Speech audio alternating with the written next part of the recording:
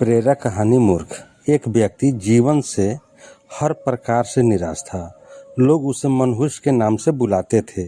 एक ज्ञानी पंडित ने उसे बताया कि तेरा भाग्य फलना पर्वत पर सोया हुआ है, तू उसे जगा कर ले आ तो भाग्य तेरे साथ हो जाएगा। बस फिर क्या था, वो चल पड़ा अपना सोया भाग्य जगाने। रास्ते में जंगल पड़ा तो एक शेर उसे खाने को लपका। वो बोला, भाई मुझे मत खाओ, मैं अपना सोया भाग्य जगाने जा रहा हूँ। शेर ने कहा, तुम्हारा भाग्य जाग जाए तो मेरी एक समस्या है, उसका समाधान पूछते लाना। मेरी समस्या ये है कि मैं कितना भी खाऊं मेरा पेट भरता ही नहीं है। हर समय पेट भूख की ज्वाला से जलता रहता है। मनहूस ने कहा, ठीक है। आगे जाने पर एक किसान के घर उसने रात बिताई।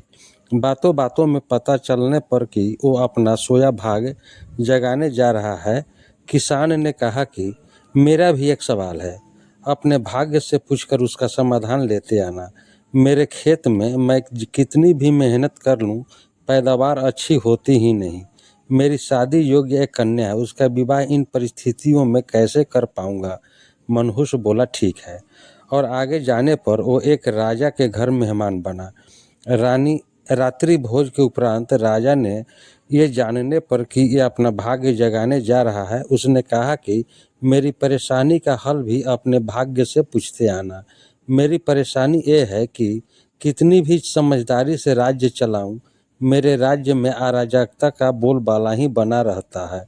मनहूस ने कहा, उससे भी कहा, ठीक है। अब वो पर्वत के पास पहुंच चुका था। वहां पर उसने अपने सोए भाग को झिझोड़कर जगाया। उठो उठो, मैं तुम्हें जगाने आया हूँ। उसके भाग्य ने एक अंगड़ाई ली और उसके साथ चल दिया। उसका भाग्य बोला, अब मैं तुम्हारे साथ हरदम रहूंगा। अब वो मनहूस न रह गया था, बल्कि भाग्यशाली व्यक्ति बन गया था और अपने भाग्य की बदौलत वो सारे सवालों का जवाब जानता था। वापसी यात्रा में वो उसी राजा का मेहमान बना और राजा की परेशानी का हल बताते हुए वो बोला, चूंकि तुम एक स्त्री हो और पुरुष वेश में रहकर राजकाज संभालती हो, इसलिए राज्य में अराजकता का बोलबाला है। तुम किसी योग्य पुरुष के साथ विवाह कर लो, दोनों मिलकर राज्य भार संभालो तो तुम्हारे राज्य में शांति स्थापित हो जाएगी। रानी बोली, तुम ही मुझसे ब्याह कर लो और यहीं रह जाओ।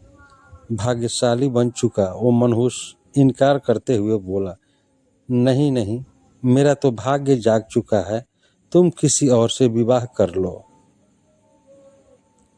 तब रानी ने अपने मंत्री से विवाह किया और सुखपूर्वक राज्य चलाने लगी।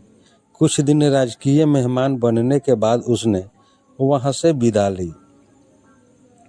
चलते चलते वो किसान के घर पहुंचा और उसके सवाल के जवाब में बताया कि तुम्हारे खेत में 7 कलश हीरे जवाहरात के गड़े हैं।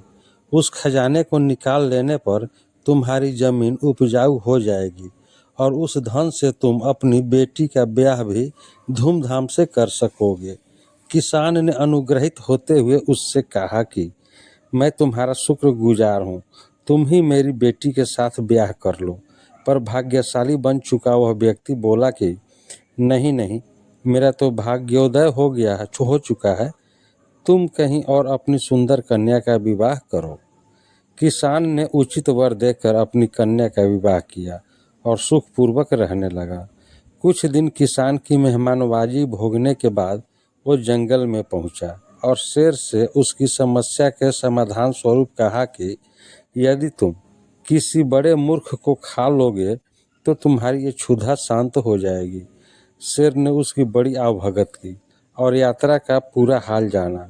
सारी बात पता चलने के बाद शेर ने कहा कि भाग्योदय होने के बाद इतने अच्छे और बड़े 2 मौके गंवाने वाले ये इंसान तुझसे बड़ा मूर्ख और कौन होगा।